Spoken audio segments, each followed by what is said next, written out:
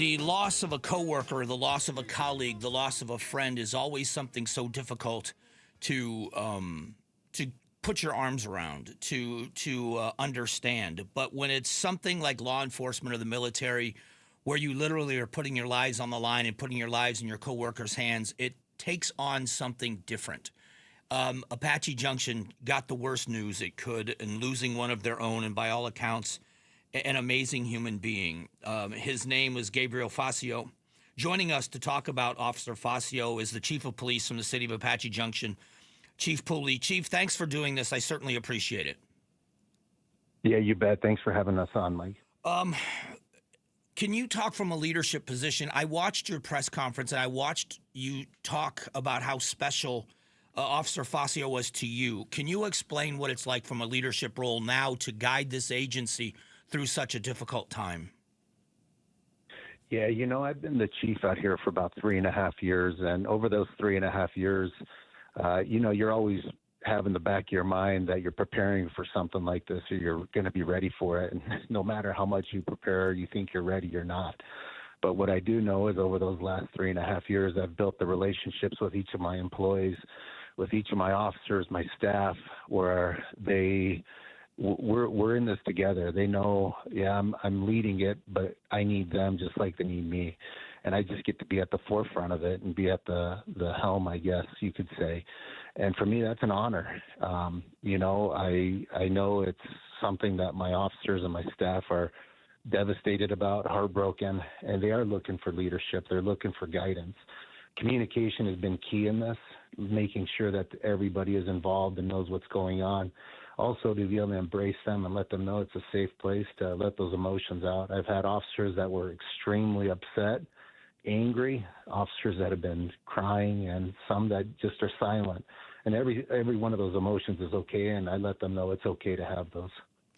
What I don't think people focus on or don't realize very often is in cases like this, your officers continue to do their job. There's never a call for service that goes unanswered. So in the midst of that grief, it's almost like it's their duty to honor him by carrying on their jobs and doing it in the same professional way that he would have.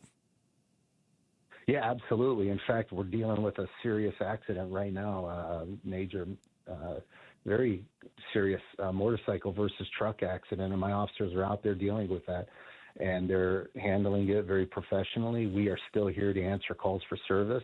No matter what happens, we're still going to be doing that, and that's part of the thing I think a lot of people may not realize is even though our officers are out there answering calls, going to domestic violence calls, going to burglary calls, going to accidents, in the back of their mind, they're thinking about their brother, their partner, Officer Facio, and that what they meant, who he meant to them, and what that means, and just the dangers of this job and this profession. But yet, it's we're here to serve, and that's what Officer Facio would want, and that's what our officers are going to carry on. What should the public know about Officer Facio? Well, the thing I'll tell you, and I'll continue to say, is if you didn't know him, you're going to wish you had. The more you get to know about Officer Facio, he was just a good, caring man. He was a pastor before he was a police officer.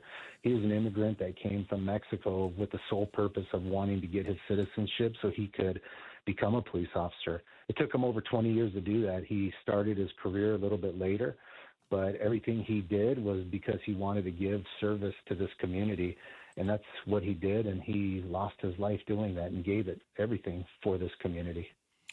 I know that you are, along with the Mesa FOP Lodge 9, are doing a fundraiser and a barbecue that the public can attend. Can you tell us a little bit about that?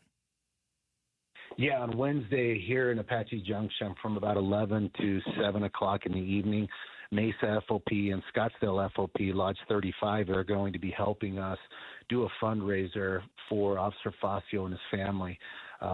And we're hoping that the public can come out and support that and really show their support to Officer Facio's family. His family will be in town. He's got a huge family, and they're just full of love as well. And I think as you meet them, you're going to get a little taste of what Officer Facio was. I heard a quote that the family, Officer Facio's family, has said already that they forgive the suspect who did this, and they wanted your agency to forgive him as well. That is accurate. I've gotten to know the wife. I've gotten to get really close with his wife and children and his parents, and they're just giving, forgiving people, and they're just full of love. It's humbling to me, and it's a lesson that all of us could learn, that something even like this, where their loved one, their head of their household, family man, is taken, all they want to do is forgive. It is that's a remarkable strength to be able, especially this early on, for them to be able to do that. Can you? I've attended. Unfortunately, I've attended too many of these fundraisers with Phoenix PD and others, but it means so much to the officers that are friends and family to see the community turn out. It is a financial burden for the family, but the community support means so much, doesn't it? It does. I think our officers, even though they don't like the praise and they don't actively seek it, they do enjoy it.